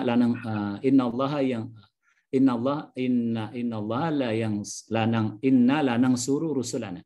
Inna sesungguhnya kami benar-benar menolong rasul-rasul kami, walladzina amanu, dan orang-orang yang beriman. Jadi perhatikan ayat ini. Jadi jangan Jangan kita apa istilahnya memandang kecil atau pesimis gitu kan. Ketika mendengar peristiwa apa namanya mukjizat, karomah, maunah yang Allah berikan kepada para nabi gitu kan. Terus kita berpikir kecil gitu kan. Terang aja mereka nabi, dapat mukjizat dari Allah SWT. Padahal ayatnya mengatakan inna lanansuru rusulana walladzina amanu. Itu ayatnya nggak berhenti benar-benar sesungguhnya kami benar-benar menolong rasul-rasul kami, tetapi walladzina amanu ada lanjutannya tuh walladzina dan orang-orang beriman. Nah, sehingga kita bisa mengakses ya jaminan garansi pertolongan ini gitu kan, karena kita adalah minal mu'minin. Nah, seperti itu. Tinggal kita penuhi aja apa kriterianya ya dengan salat yang khusyuk gitu kan. Bahkan ketika Allah mewajibkan menolong ya secara khusus ya hamba-hambanya, itu ayatnya nggak mengatakan wa kana haqqan alaina nasrun nabiyyin atau nasrul mursalin, dan menjadi kewajiban bagi kami menolong para nabi dan rasul-rasul kami. Ayatnya nggak begitu. Ayatnya tersebut wa kana haqqan alaina nasrul mu'minin, dan menjadi kewajiban bagi kami menolong orang-orang yang beriman. Jadi kita harus terinspirasi, memiliki motivasi bahwa kita pun layak untuk mendapatkan pertolongan Allah dari bahaya musuh-musuh kita. Nah, gitu kan. Nah, itu ada banyak ya, ada pertolongan ya. Kemudian apa ya? Ada dukungan, itu dukungan. Dukungan itu Quran mengatakan dengan istilah at-ta'yid ya. Ta'yid dukungan. Kenapa kita butuh dukungan? Ya, kita sadar di dalam usaha, dalam perjuangan kita ada keterbatasan. Keterbatasan sumber daya manusianya, keterbatasan peralatannya, keterbatasan teknologinya, keterbatasan medianya segala macam, sehingga kalau dikomparasi secara secara istilahnya sikonnya itu kita nggak ini udah kalah di atas kertas gitu kira-kira, ya kan, udah kalah di atas kertas. Tapi kan ya Allah yang menggenggam, Allah yang berkuasa atas segala sesuatu, innallaha ala kulli syai'in qadir. Dengan kekuasaannya Allah bisa memenangkan ya kam min fi'atin qalilatin ghalabat fi'atan katsiratan biidznillah. Banyak kelompok yang kecil ya Allah menangkan di atas kelompok yang besar. Kemudian ada lagi istilah, bukan Quran itu bukan surah An-Nasr, ada juga ad-dawafi, pembelaan. Loh, kenapa kita butuh pembelaan? Ya kan? Karena ya adanya misalnya ada fobia ya. Ada kriminalisasi. Ya, ada fobia tentang Islam dan kaum muslimin, ada kriminalisasi, ada fitnah gitu kan. Ini siapa bisa membela? Nah, Allah memberikan jaminan itu. Ya, Allah membela ya orang-orang beriman dari fitnah, dari fobia ya orang-orang munafik dan orang kafir. Kemudian juga perlindungan, itu ismah namanya, wallahu ya'simuka. Memang teksnya itu tes kepada Nabi Muhammad SAW, tapi ketika kita menjadi pewarisnya, melanjutkan perjuangannya, kita bisa mengakses itu ya, mendapatkan ismah, perlindungan dari Allah Subhanahu wa taala. Kemudian juga solusi dan rezeki. Ya, solusi ya jalan keluar ya, keberhasilan, kemenangan gitu kan, dan rezeki dari Allah Subhanahu wa taala. Inilah itu semua bisa kita akses ketika kita mengandalkan ya amal salat kita dengan khusyuk. Lanjut. Nah, keteladanan khusyuk, bagaimana sih Rasulullah salatnya khusyuknya? Rasulullah kalau salat itu dibacakan sini. Ketika membaca ketika saat Rasulullah minta sahabat ya, Abdullah bin Mas'ud untuk membacakan Al-Qur'an. Abdullah bin Mas'ud bertanya, ya Rasulullah, kenapa aku yang harus membaca? Bukan Al-Qur'an turun kepadamu. Ya aku senang mendengarnya gitu kan. Maka dibacakan surah An-Nisa nih. Ya, emang nggak tahu dibaca dari ayat keberapa, dari surat apa ya. Tapi yang dijelaskan di dalam riwayatnya itu sampai kepada ayat fa kaifa idza ji'na min kulli ummatin syahidin ya wa ji'na bika 'ala haula'i syahida ya. Maka jadi suasana di mahsyar ayat pasal surah An-Nisa itu menjelaskan suasana ketika para nabi itu menjadi saksi bagi umatnya. Ini hal yang paling berat ya, Rasulullah harus memberi persaksian kepada umatnya. Ketika beliau belum masuk di yaumul hisab aja, di mahsyar saja ya. Ketika beliau menuju sakratul maut aja udah diingat ummati. betapa apa istilahnya cintanya Rasulullah, betapa rindunya Rasulullah, betapa sangat berharapnya Rasulullah agar umatnya itu diselamatkan. Ya, maka Rasulullah memberi saksi. Maka itu bagaimana kita bisa apa ya memiliki kriteria, memudahkan Rasulullah SAW mengidentifikasi kita menjadi umatnya, gitu. Salah satunya dengan salat yang khusyuk ini. Ya, kemudian kayak mulai Rasulullah itu ketika ada 3 orang sahabat datang ke rumah Rasulullah, ya, kemudian bertanya tentang bagaimana aktivitas qiyamul Rasulullah, dijelaskan oleh Ummul Mukminin, ya, Aisyah radhiyallahu anha, Rasulullah kalau sholat itu lama, gitu kan. Ya, karena yang dibaca itu di rakaat pertama aja surah Al-Baqarah selesai. Kemudian surah apa lagi? Al-Imran selesai, surah An-Nisa juga selesai, gitu kan. Ya, dan apa ruku sujudnya sama dengan berdirinya. Sampai dikabarkan apa bengkak kakinya, Masya Allah. Ya, itu padahal sampai ditanya Rasul, ya Rasulullah, engkau kan sudah apa dijamin masuk surga, gitu. Kenapa sholatnya sampai sedemikian, gitu kan? Ya, Rasul mengatakan, apakah aku apa ya apalah aku abdan syakura, ya, kenapa aku tidak bersyukur? Ya, salah satu wujud syukur itu dengan apa ibadah, ya, dengan sholat yang lama berkedekatan pada Allah Subhanahu wa taala. Nah, jadi kembali ya, artinya ahsanu amal itu adalah kemampuan tertinggi dari ilmu kita, dari kesehatan kita, dari situasi kondisi kita untuk beramal saleh. Sekarang bagaimana kita memiliki desain ya yang maksimal, ya, kemudian yang proporsional yang kita bisa. Yang penting waktu malam itu ada program lah, ya. Jadi kita istimewakan malam itu malam apa namanya membangun keimanan kita, melakukan apa istilah amal-amal vertikal, ya, mendekatkan diri kepada Allah Subhanahu wa taala. Ya, nanti di dalam praktek, ya, saya sudah membuatkan apa namanya makalahnya, salat ma'rifat istilah saya itu. Bagaimana salat itu kita mengenal Allah, kita sampai kepada Allah, kita bisa khusyuk, kita mengaktifasi zahir batin kita, ya, awal akhir kita, ya, ada nanti di sana. Ya mungkin hanya sekedar oleh-oleh aja makalah, ya, nanti mungkin di sesi berikutnya nanti kita praktekkan. Syukur kalau bisa offline lebih bagus lagi. Baik. Kemudian keteladanan dari sahabat radhiyallahu anhum, ya. Ini ada kisah Umar bin Khattab, ya, bagaimana dia khusyuk, ya. Ketika jadi Khalifatul Mukminin, ya, dia sering apa melakukan apa istilahnya perjalanan malam sendirian dengan ontanya saja, ya, melakukan sidak, ya, di perumahan, ya, orang-orang beriman, kaum muslimin, gitu kan. Nah, ketika dia lagi berjalan-jalan tuh, ya, dengan ontanya, ya, saya mendengar ada bacaan Al-Quran dari salah satu apa rumah yang dekat darinya. Maka dia hampiri, dia apa namanya perhatikan, ya, apa yang dibaca oleh warganya itu. Waktu itu yang dibaca surah At-Tur, Wat-Tur, wa kitabim mastur. Nah, Umar bin Khattab langsung tuh membangun khusyuk tuh. Ya, walaupun tidak dalam salat, gitu kan. Ketika bacaan apa ayat-ayat pertama di surah At-Tur itu yang berisi sumpah-sumpah Allah Subhanahu wa taala, Wat-Tur demi bukit Tur, ya, wa kitabim mastur, dan seterusnya, Umar bin Khattab meresponnya itu. Dia membangun koneksi dengan mendekatinya, mendengar, kemudian ada interaksi itu. Dia mengatakan, menjawab, qasamun wa rabbul ka'bati haq, sumpah Rabb pemilik Ka'bah itu pasti benar, gitu kan. Nah, sampai kepada ayat inna adzaba rabbika lawaqi'. Sesungguhnya benar-benar azab Tuhan kami itu ada, neraka itu ada. Nah, Umar bin Khattab, ya, salah satu apa khulafaur rasyidin, ya, sahabat terdekat Nabi SAW, itu merasakan, ya, seakan-akan ayat itu mengancam dirinya. Inna adzaba rabbika lawaqi', sehingga muncul rasa takut yang besar, ya, di dalam jiwanya, sampai merasakan lemah, ya, luar biasa, ya. Sampai dia menangis luar biasa, gitu kan. Inna adzaba rabbika lawaqi' ma lahu min dafi'. Orang kalau udah kena azab, ya, udah masuk neraka, nggak ada yang bisa menolongnya, nggak ada yang bisa menolaknya. Ya, begitu. Nah, Umar merasakan itu seakan-akan mengancam dirinya, sehingga dia merasa takut, ya, merasa lemas, ya, sampai-sampai dia nggak bisa mengendari ontanya itu.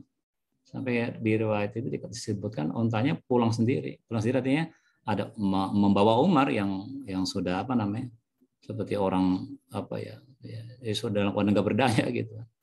Kemudian sampai ke rumahnya, ya, sampai di rumah dia sakit, ya. demam sampai 3 atau sepekan itu. Jadi kena apa namanya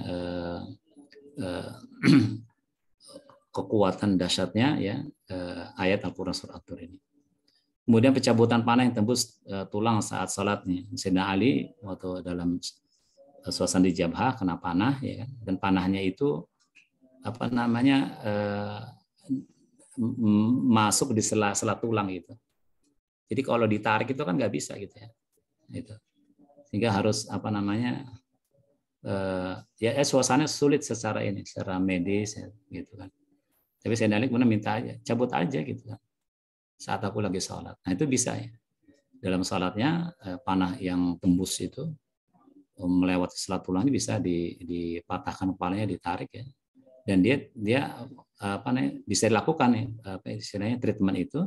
Dan ditanya kepada Sayyidina Ali, ya Ali ya, kamu kok bisa nggak merasa apa sakit?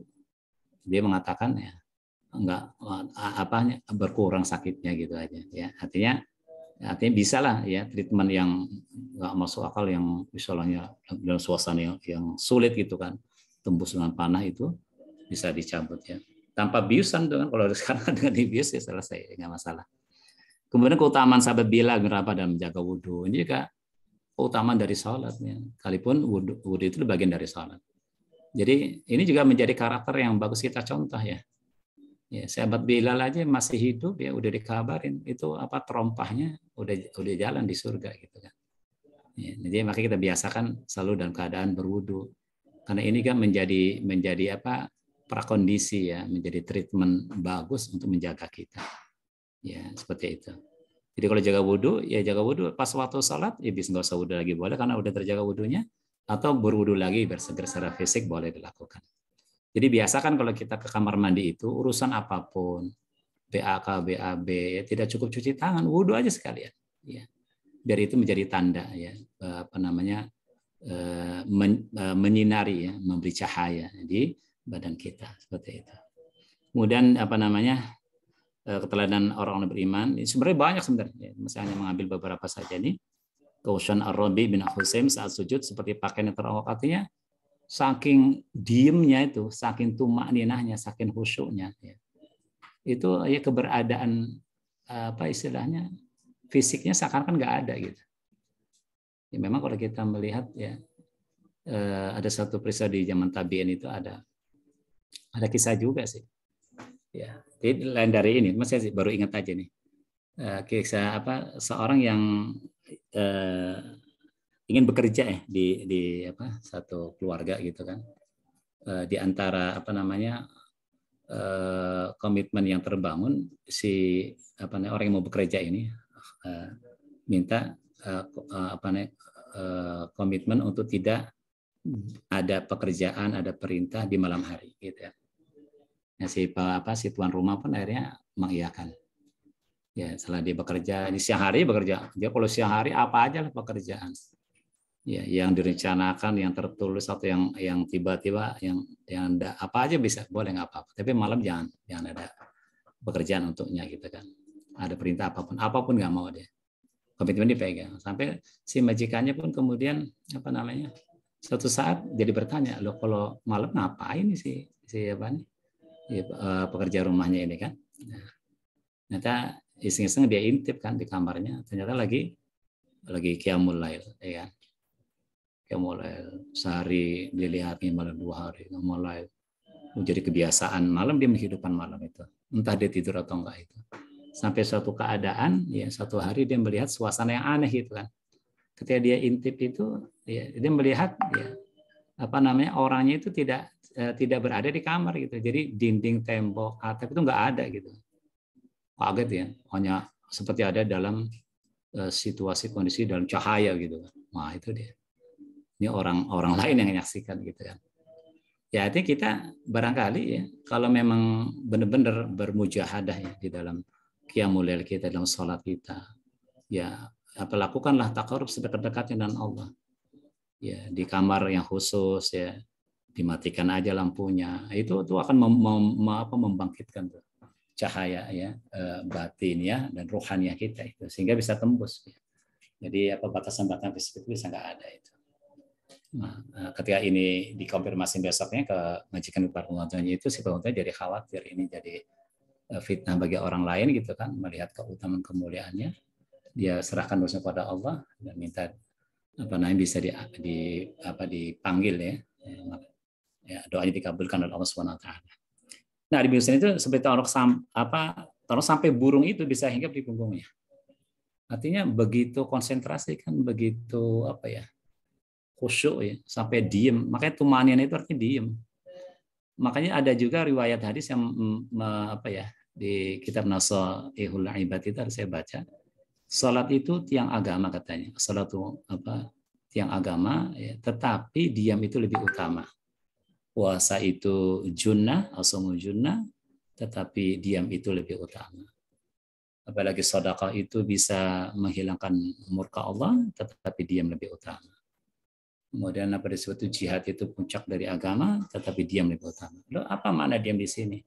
Oh ternyata diam itu artinya tumaknina. Diam itu artinya khusyuk. Diam itu artinya mengaktifasi batin kita, ya, melakukan tafakur, tadabbur, dan tazkiyah. Nah itu dia maksudnya diam itu.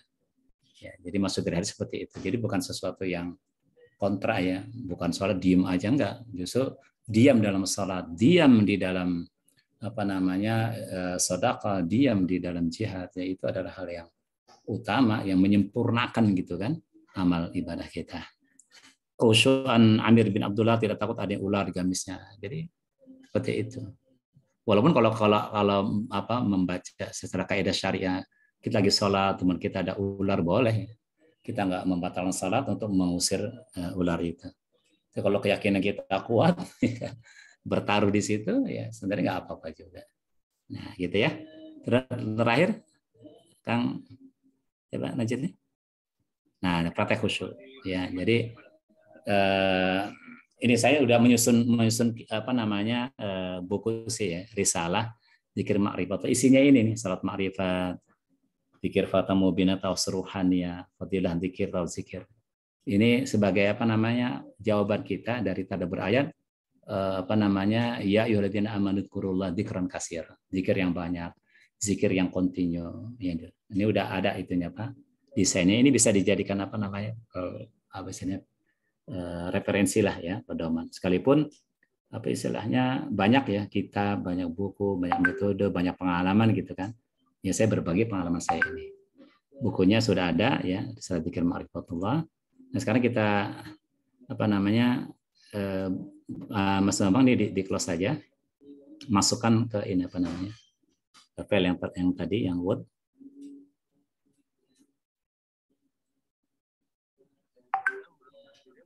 Praktek sholat ya. Karena waktunya juga kita apa namanya singkat saja. Yang file webnya bisa di share sendiri. Oh belum ya, Afan. Bentar. Saya belum kirim ya. Bentar ya.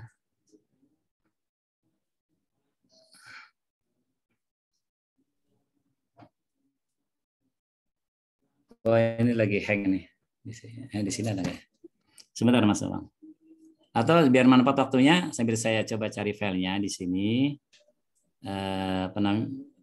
Diserahkan dulu ke forum Mas Bambang, barangkali ada yang mau ditanyakan.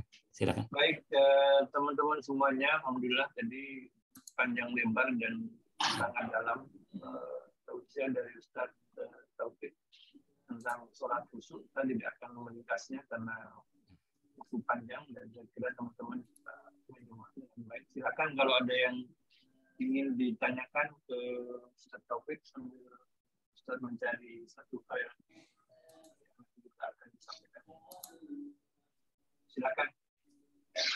Tanya bisa menuliskan di kolom chat atau langsung raise hand dan dibuka mic-nya dan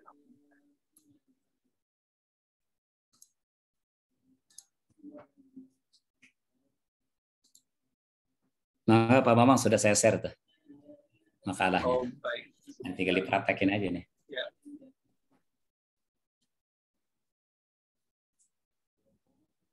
Barangkali ada yang mau diklarifikasi atau ditambahkan oleh tafadhol, masyhur. Benar teman-teman, ada yang ingin bertanya atau share juga pengalaman sholat khusyuk atau silakan. Kalau tidak ada, saya akan share salah satu file yang juga disampaikan Ustaz dan juga akan mengenalkan lagi salat ma'rifat ya. Silakan Ustaz. Baik. Saya jelaskan ya. Jadi istilah salat ma'rifat ini istilah saya saja gitu ya. Maksudnya bagaimana kita salat itu ya dalam suasana batin rohani kita mengenalnya gitu ya. Jadi kita menyembah Allah itu karena kita mengenal Dia. Kita menyembah Allah ya, kita merasakan suasana ka'annaka tarahu ya. Nanti bisa diperhatikan dalam salat-salat nawafil ya. Seperti salat tahajud, salat duha, salat apa saja niatnya. Ya, ini penekanan istilah ma'rifat itu untuk menegaskan salat yang khusyuk lah gitu ya, salat al-khusyuk. Oke. Nah, jadi kita ngambil pendekatan dari bagaimana ibadah kita lakukan itu harus ada suasana batin berupa man shoma Ramadan imanan wa ihtisaban. Dengan penuh keimanan, keyakinan dan penuh pengharapan. Nah, pengharapan itu harus ada. Jangan diabaikan ya. Jadi kita sholat itu sebelum melaksanakan sholat, ketika melaksanakan, setelah sholat itu harus berisi, harus ada harapan-harapan kita berupa doa-doa. Ya, ini saya mulai dengan doa wudhu ini. Ya. Kenapa nggak azan dulu ya doa wudhu? Artinya kita memang dalam suasana sudah terjaga, sudah suci, ya kan? Ini jangan diabaikan nih, dipanjatkan doanya. Asyhadu an la ilaha illallah wahdahu la syarika lahu wa asyhadu anna Muhammadan abduhu wa rasuluh. Supaya kita melakukan sesuatu itu ada motif gitu kan ya. Ada hajat, ada keinginan ya. Setelah bersyahadat ya, Allahumma ja'alni minat tawwabin. Ya Allah, jadikanlah hamba termasuk orang yang taubat dan jadikanlah hamba termasuk orang-orang yang suka mensucikan diri dan jadikanlah hamba ya Allah di antara orang-orang yang saleh. Ini sebenarnya kalau ngambil riwayat ya itu sampai sini aja. Ya, ini kita agar bisa merasakan suasana tadi pengharapan. Jadi minta pada Allah jadikan orang yang bertaubat, artinya orang yang kembali gitu ya, orang-orang yang punya orientasi dalam hidupnya, orang-orang yang senantiasa menjaga ya, sekalipun iman dinamis gitu kan, tapi fluktuasi imannya itu tidak membuat terjerambab, tidak membuat jatuh. Setiap kegagalan itu menjadi landasan untuk meningkat ya, lebih tinggi lagi. Nah begitu. Nah itu tawabina. Waj'alni minal muttaqin, dan jadikanlah hamba termasuk di antara orang suka mensucikan diri. Jadi bukan minta jadi orang suci, nggak bisa. Jadi tazkiyatun nafs yang kita lakukan itu bukan menghilangkan hawa nafsu kita, enggak, tapi bagaimana mengendalikan hawa nafsu. Kita cinta dunia ya dengan segala atributnya, itu adalah fitrah, itu adalah memang karakter jiwa. Tinggal bagaimana kita bisa mengendalikannya. Ya, orang yang tidak ya menahan hawa nafsu, apalagi menjadikan hawa nafsu jadi tuhannya, ya ketika dia suka dunia, suka dengan istilahnya lawan jenis gitu kan, ya dia tidak memperhatikan ya syariatnya. Nah kalau orang mengendalikan jiwa, dia syariatnya. Dia suka lawan jenis, dia menikah. Dia suka harta, ya dia cari dengan cara yang halal. Dia tunaikan hak-hak orang yang meminta dan tidak meminta. Dia sedekah dan seterusnya. Itu memang mengendalikan jiwa. Mutatahhirin ya. Waj'alni min ibadikas shalihin. Nah harapan kita bisa kita perbesar lagi. Bagaimana sholat kita supaya menghasilkan keutamaan-keutamaan yang disampaikan tadi, kita minta lagi waj'alni minal ulama'il muqinin. Ya Allah, jadikanlah hamba di antara orang-orang yang berilmu dan beriman. Ya. Tidak sekedar berilmu, enggak beriman. Ya, tapi dia berilmu dan beriman. Supaya amalnya itu benar dan bermanfaat. Ya. Ya, karena orang berilmu tanpa beriman bisa sesat juga. Bisa tergoda dunia juga. Gitu kan. Ya, maka berilmu dan beriman. Wal auliya al-muqarrabin menjadi walinya yang dekat dengannya, menjadi kekasih Allah, itu harus jadi ada di dalam benak harapan kita agar kita terpilih menjadi kekasihnya ya, supaya dapat jaminan garansinya. waj'alni minal ladzina an'amta 'alaihim, dan jadikanlah hamba ya Allah termasuk di antara orang-orang yang Kau beri nikmat atas mereka, ya, di antara para nabi, siddiqin, syuhada. Artinya sebelum salatnya kita, sebelum baca Al-Fatihah kita sudah menghajati ini agar kita terpilih di antara jamaahnya para anbiya, ya, para siddiqin, syuhada dan salihin. Ya, hasan rafiqan. Tuh. Doa azan juga demikian, dibaca, jangan sampai nggak dibaca. Ya, karena ini membangun ekspektasi, harapan. Ya, supaya khusyuk kita. Karena kita kalau beramal aja, ya, dengan pamrih, ya, itu lebih sungguh-sungguh kan. Nah, hadirkan pamrih itu. Ya. Pamrih itu, harapan itu, ya, ihtisaban itu ya dengan doa-doa kita. Ya. Jangan diganti dengan hajat kebutuhan duniawi kita, jangan. Cukup dengan apa yang Allah dan Rasulnya ajarkan di dalam narasi doa-doa di dalam Al-Quran dan Sunnah Nabi Sallallahu Alaihi Wasallam. Begitu juga doa azan, setelah azan itu dengan salawat, ya, salawat Ibrahimah sama salawat azan. Allahumma rabb hadhihi da'wati tammah was salatil qa'imah. Ini sudah ada yang ingin bertanya, Ustaz. Mau dilanjut materinya atau depan berikutnya aja? Oh ya sudah, ini panjang ya kalau dijelasin ya. Iya, ini kayaknya butuh satu sesi lagi, Ustaz.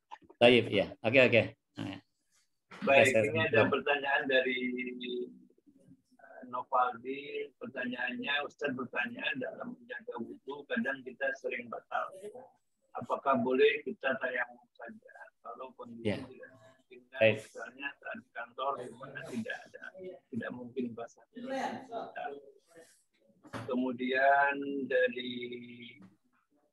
Mas Daniel, kiat khusyuk sholat berjamaah subuh di masjid ketika kita makmum, kadang mungkin karena kantuk suka kurang fokus, malah kadang pikiran kemana-mana.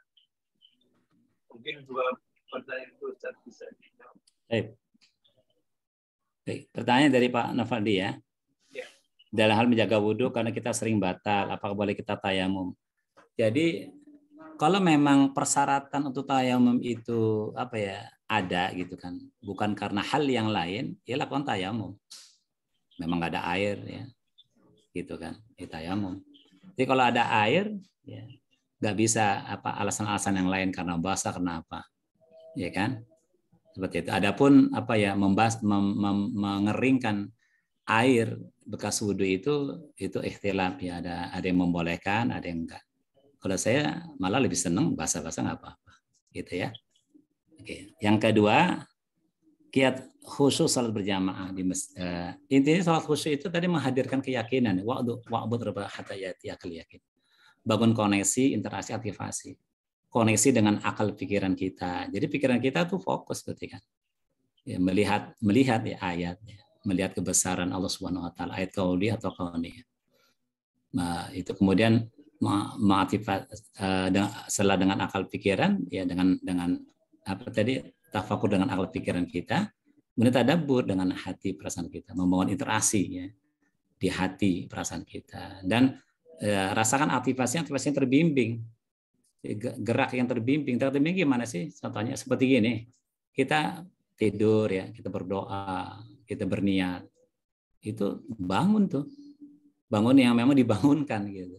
Nah, bagaimana suasana universalnya, ya, hidupan kita itu, kita merasa dihidupkan bukan karena hidup kita, ya, oleh Dia yang Maha Hayyun, ya, Qayyum, gitu kan.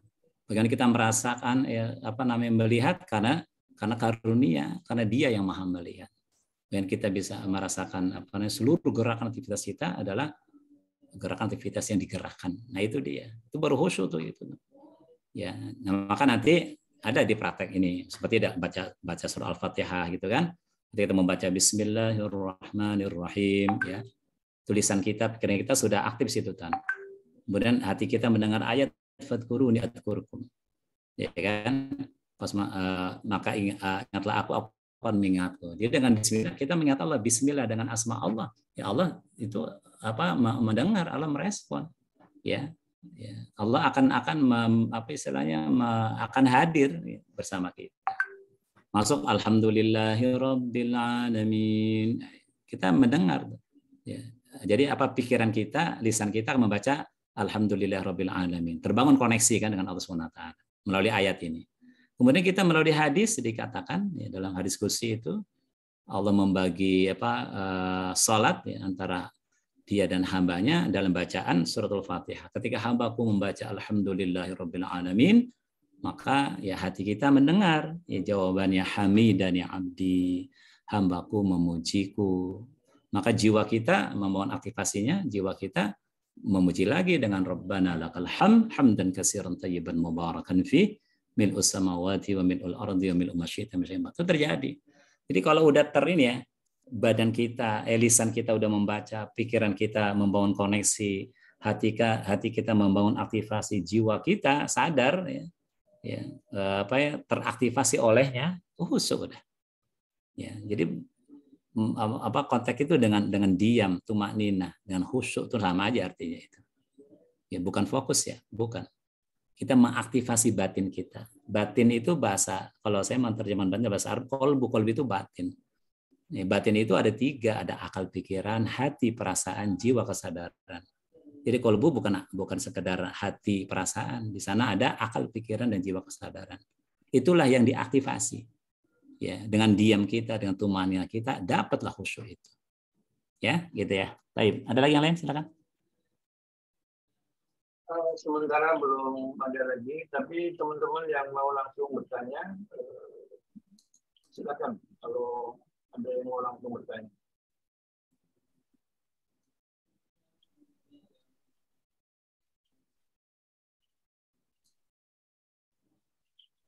Jadi memang tidak setiap sholat kita mentarget bisa khusyuk, paling tidak ya dalam pengamalan personal kita ada istilahnya dalam amalia sholat kita sehari semalam itu ada praktek sholat ma'rifat ini. Baik dengan niat sholat mutlak, dengan niat sholat tahajud. Dia 2 rakaat ini, tapi bacaannya seperti ini. Ya. Nanti pilihan-pilihan suratnya setelah Al-Fatihah juga itu dipilih ayat-ayat ma'rifat kepada Allah Subhanahu wa taala. Ya. Ya, gitu ya, insyaallah. Nah, ini perlu dibahas lagi lebih lanjut ini. Silakan, ada lagi yang lain? Baik, silakan teman-teman. Ada yang ingin bertanya? Kalau tidak ada, ini sudah pukul 9:33 menit. Yes ya. Kita di sini selesaikan jam 9:30. Kalau tidak ada yang bertanya, mungkin Ustadz mohon izin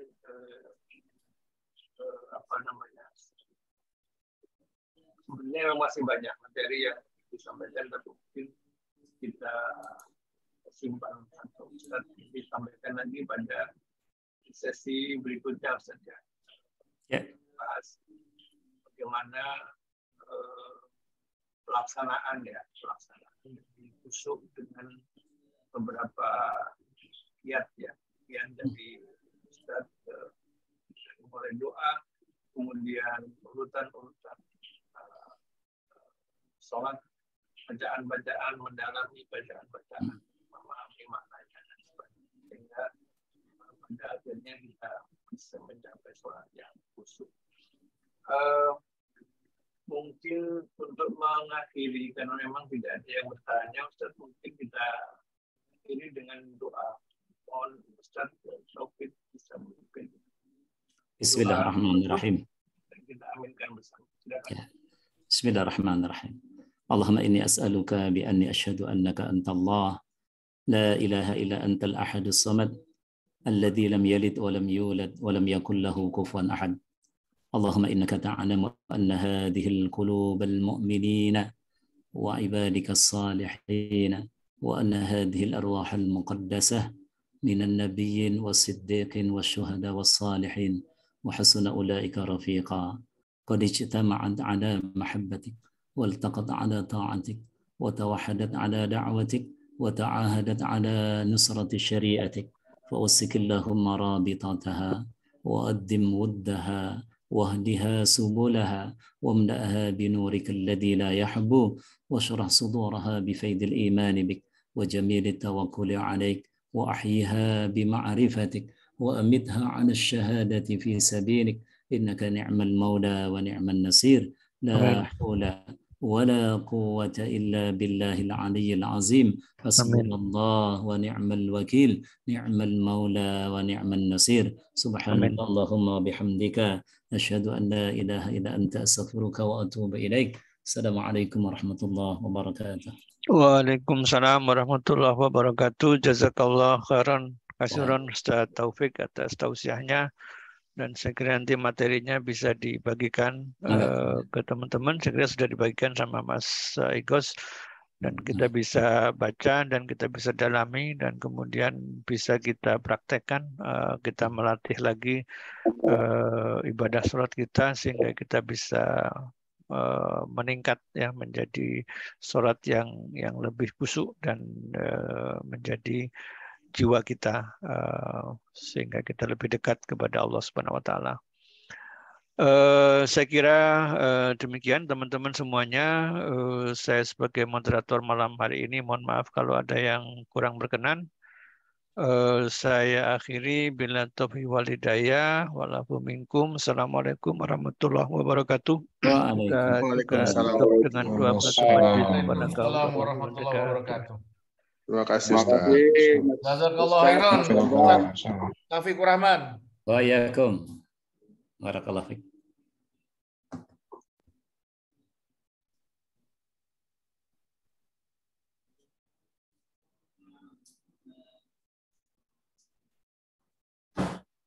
Pamit keluar ya. Yo, monggo. Waalaikumsalam.